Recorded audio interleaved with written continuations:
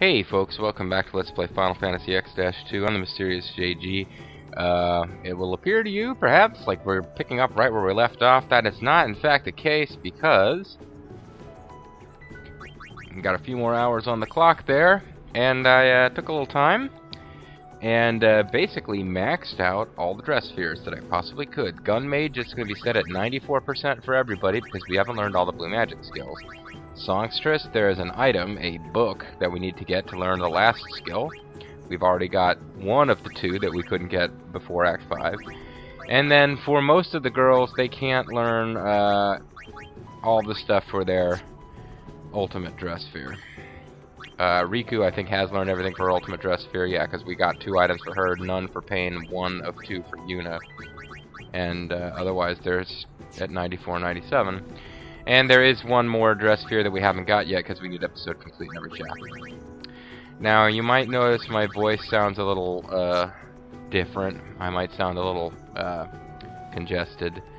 And yeah, one of the reasons I was able to get a lot of off-screening and just taking care of the leveling up done is, well, on I'll explain it this way. So, like last Friday night, I broke out a little bit of Moscato wine. I don't even know if I'm pronouncing that right. I don't drink a whole lot. I don't drink anywhere near as much as I used to. I basically had to quit drinking alcohol entirely when I was in Afghanistan for over a year.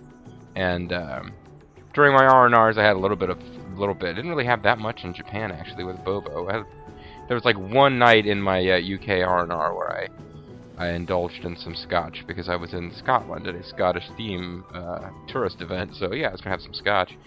Actually, I didn't even have scotch. I had bourbon. Anyway, well, no, the point is, I used to drink. I don't really drink so much anymore. To say I don't drink is going too far. I just don't. I cut back my alcohol a lot compared to earlier in my life. But I'll still, you know, have a little bit to drink every so often. And I had. This last Friday, I decided to have some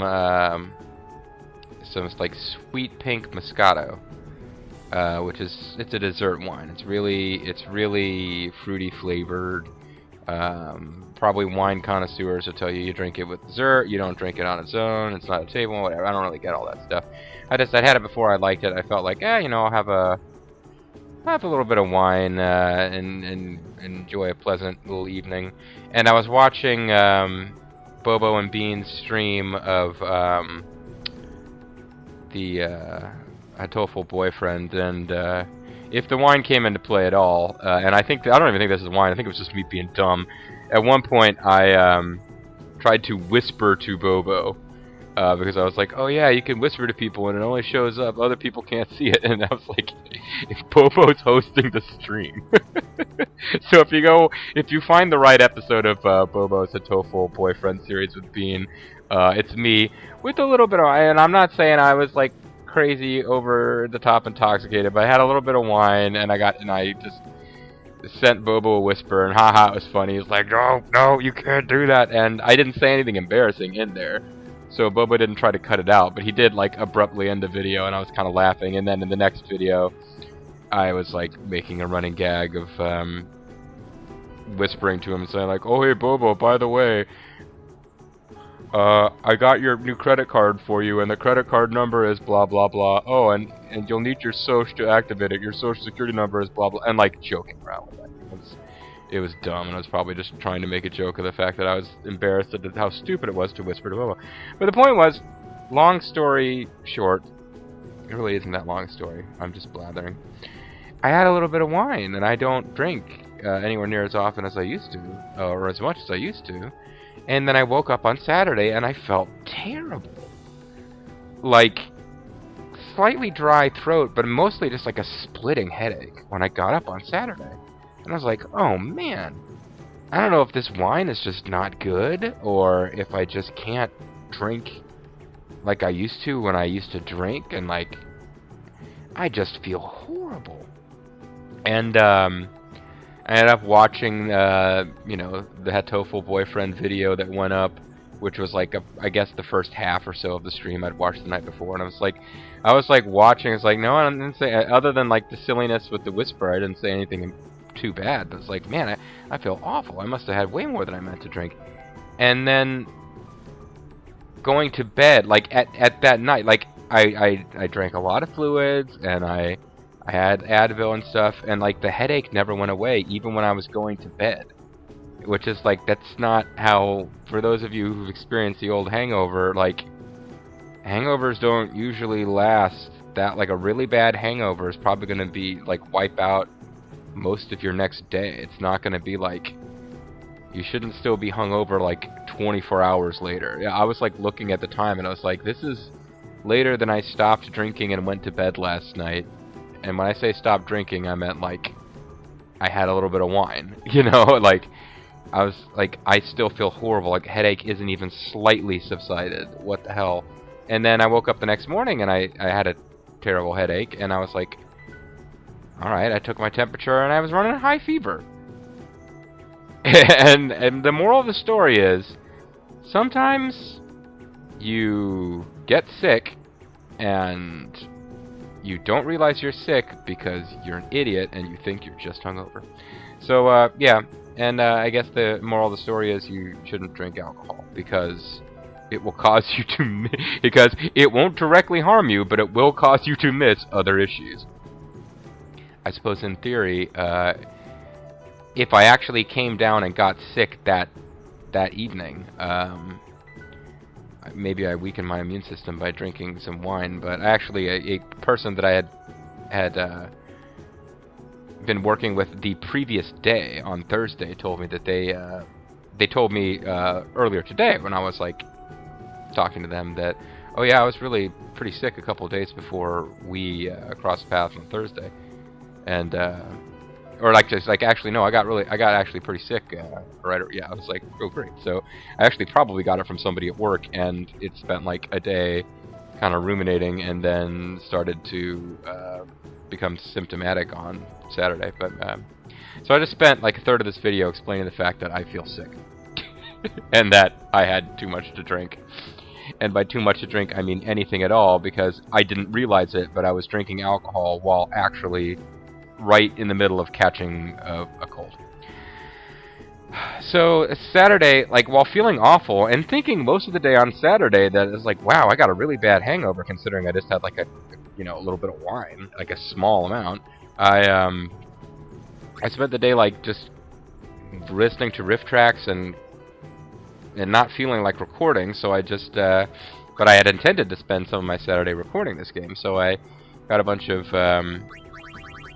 AP and finished off the skill trees for most of the stuff that the girls need to learn skill-wise.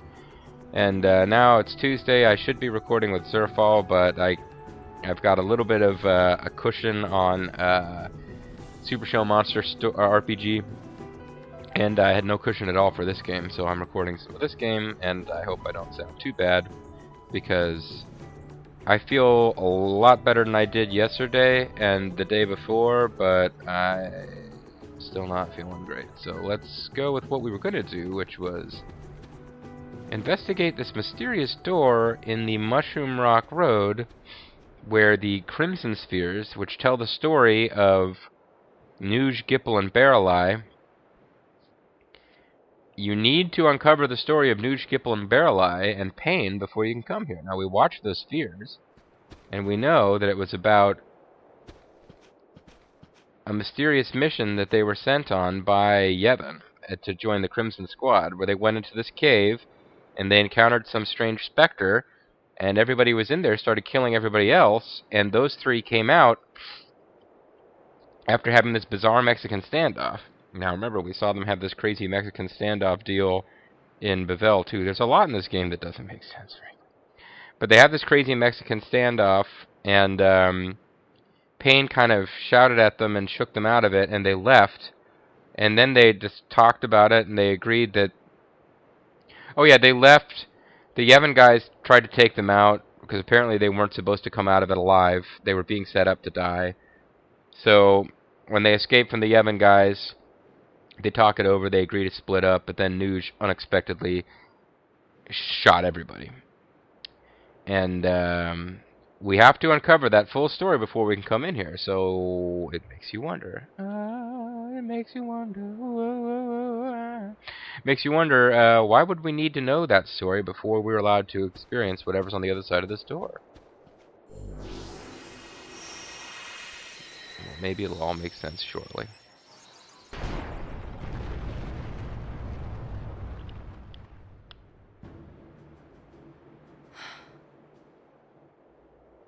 Time to face my past. Come on. Great! We've been waiting for this! This is awesome! They really did make this big deal about how they wanted to know about her past. I don't know whether we get to come back in here after we've finished what it is that we need to do in here. So just in case anything interesting happens as far as beasts in beast mode, let's explore the place for treasure and see what kind of enemies there are in here. Ooh, Crimson Shadow.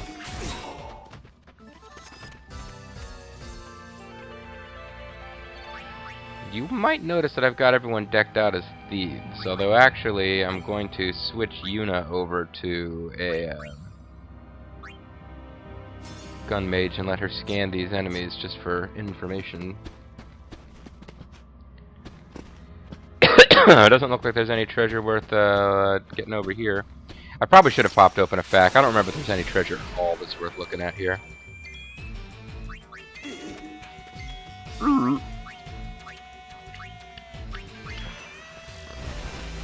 Crimson Shadows may be all we encounter here, actually.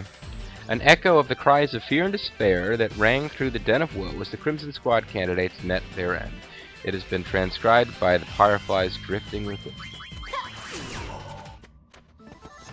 So these guys are not going to be oversoulable, which means I don't need to really worry about that. And although there are like little branching paths that you can explore here, I don't think there's anything to get here.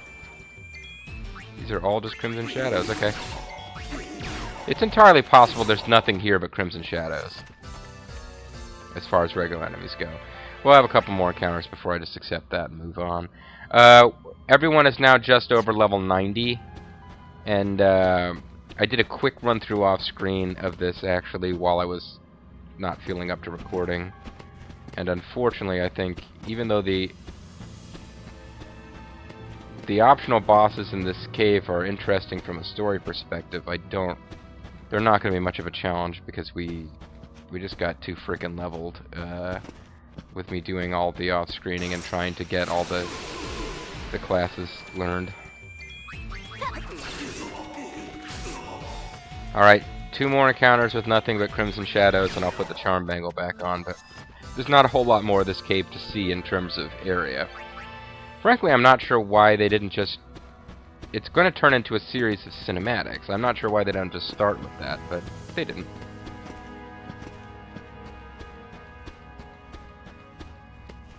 Come on, you know, hop on top. There you go.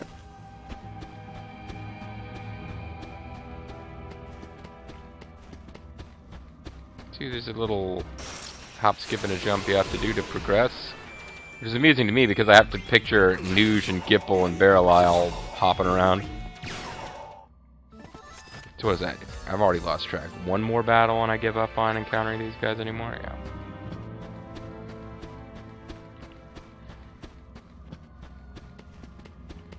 So 2 other side paths which don't seem to mean anything.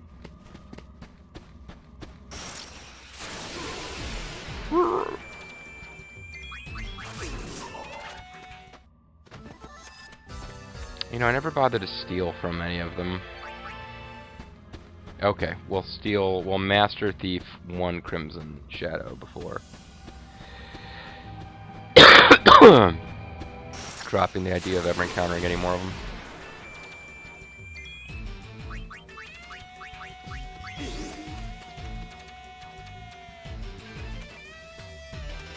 Doesn't steal anything, great.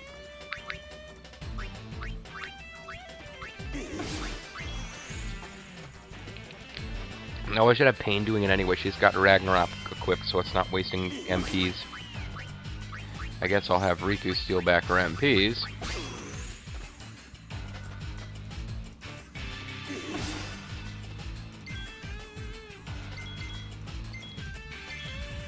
This rocket music really doesn't fit this place at all. Because I think we have special... Yeah, there you go. 2 times Phoenix down. Great. I think we have special, creepy, ominous music that plays during the plot battles that are going to be coming up here shortly. Which means that the regular encounter is even sillier.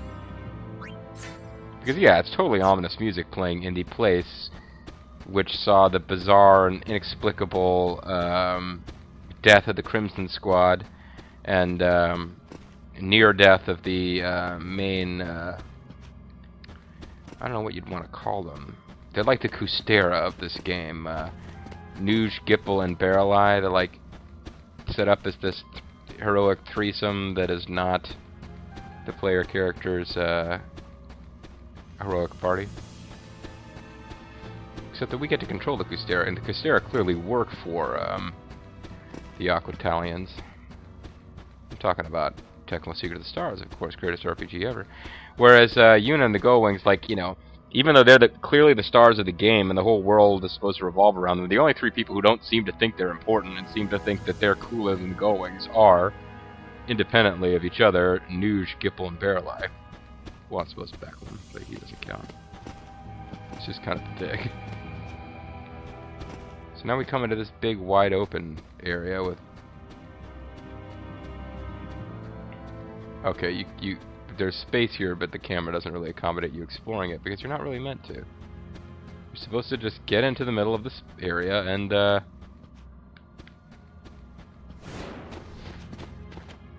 what up? Something's coming!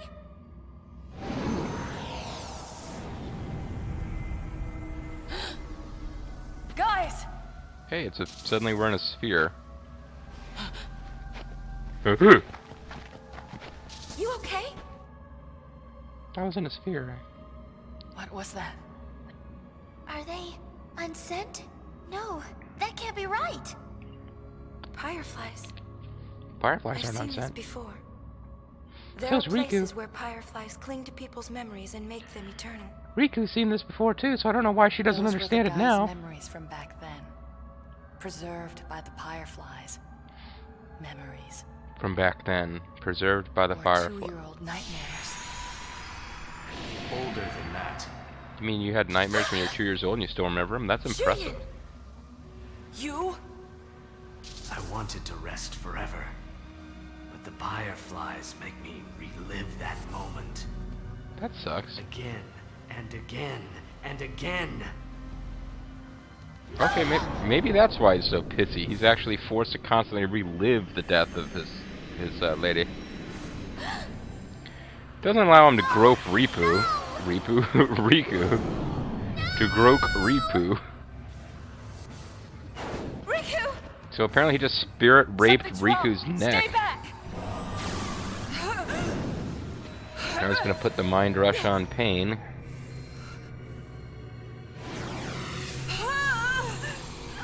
So Shuyin's doing evil stuff to our friends. It's kind of a dick.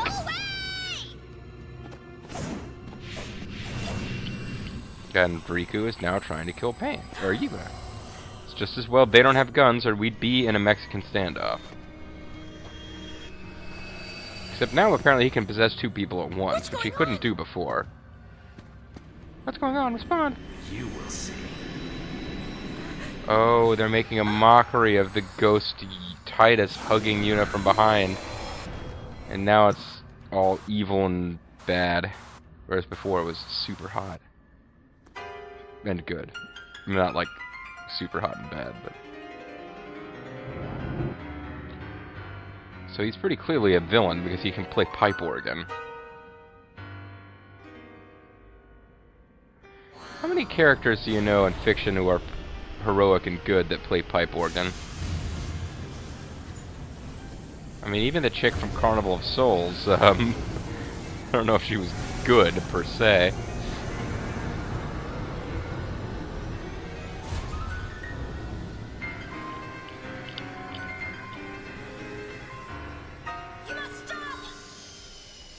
one likes pipe organ.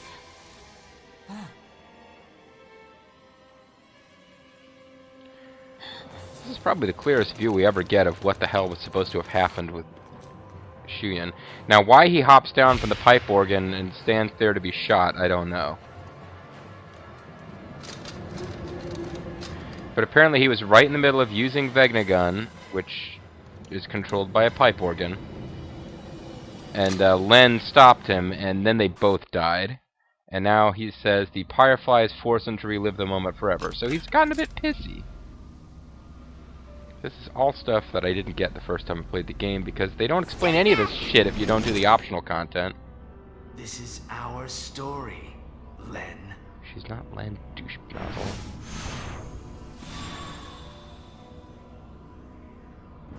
Don't make me say this again. I'm not Len!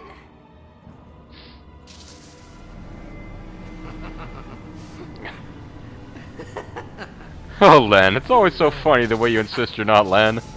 Oh no, now they're gonna do a Mexican standoff only with bladed weapons, which doesn't really work that well. Stop!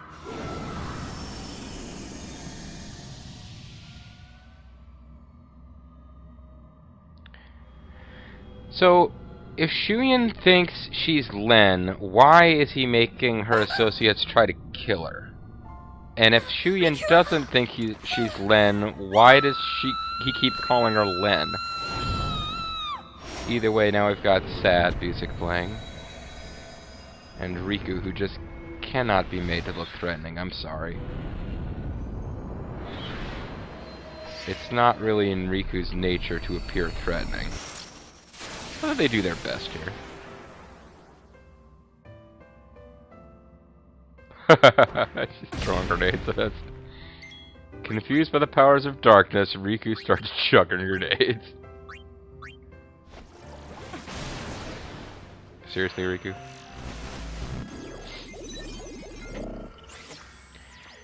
Suffering from the effects of an encounter with Shuyan's lingering despair, she seems to think Yuna is an armed guard holding her at gunpoint. Oh, well, where did we getting that? Excuse me. Well, it isn't necessary, but it'll be fun. Let's hit her with bad breath. There's not as many enemies this works on as you'd like. Come on, even without being blinded, she can't freaking hit. So now she's not poisoned, but she's...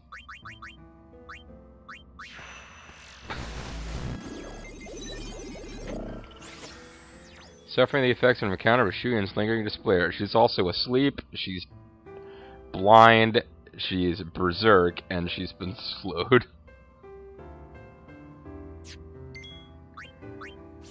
So I'll quick switch over to Thief. See what we can steal from Riku. Bushido lore.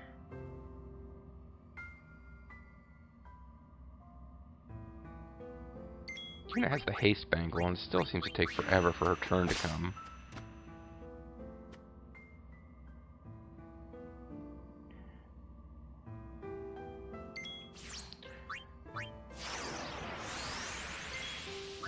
Now, for maximum efficiency, we should just take her out, but I think it'd be fun to use Supernova.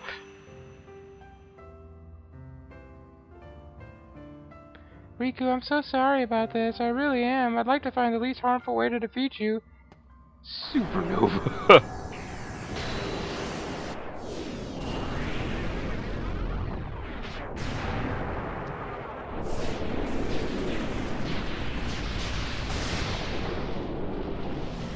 Classic Final Fantasy over-the-top cinematics. It didn't really do that much damage. Well, I mean, it didn't break the, Snap out of it! It didn't hit 9,999 plus, which means that, like, I haven't hit the point yet with that spell where it's actually worthwhile to have the break damage limit accessory. So now we got Paine. She's gonna be a little bit more dangerous, because she doesn't suck as much as Riku does.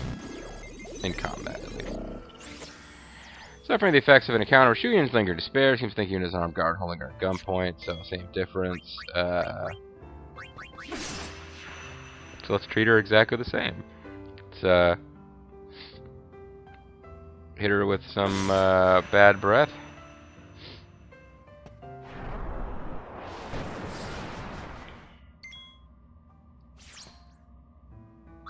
Switch to a thief. I think we'll probably end up getting sword lore from her. Or something along those lines.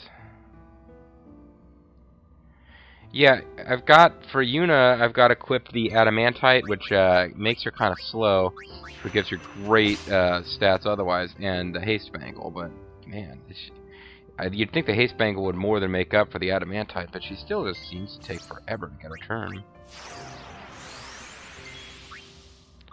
I don't hate you as much as Riku, so I'll just use Absorb to get my MP back and maybe kill you.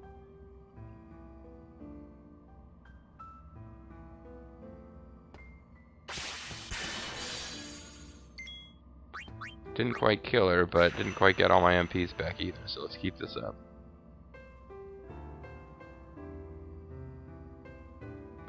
Tragic music here.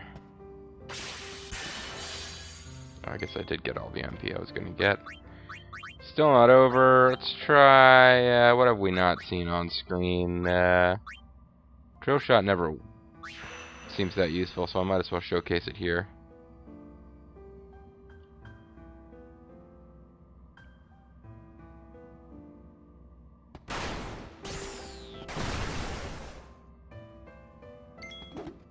No, she's still standing. Credit where it's due, bitch. I mean, my friend, my dear friend, oh!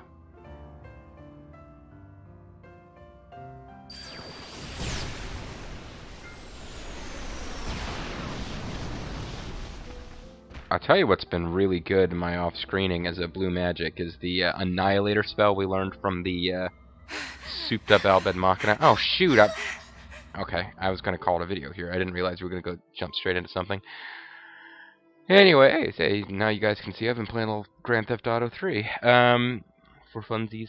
Yeah, so probably shouldn't have spent the first 10 minutes of this video explaining a story which was basically, I thought I was hungover, but I was actually sick.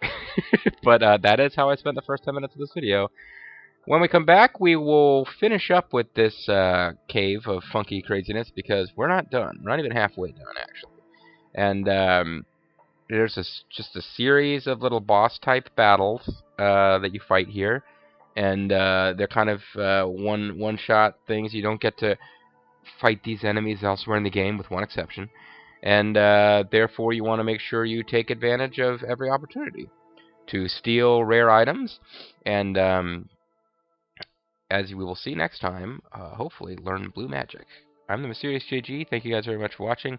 Please tune in next time as I make up for the time I lost on Saturday when I was too sick to LP, but I thought I was too hungover to LP. Man, the worst part of this telling that story is Bobo's listening. I really didn't drink very much at all.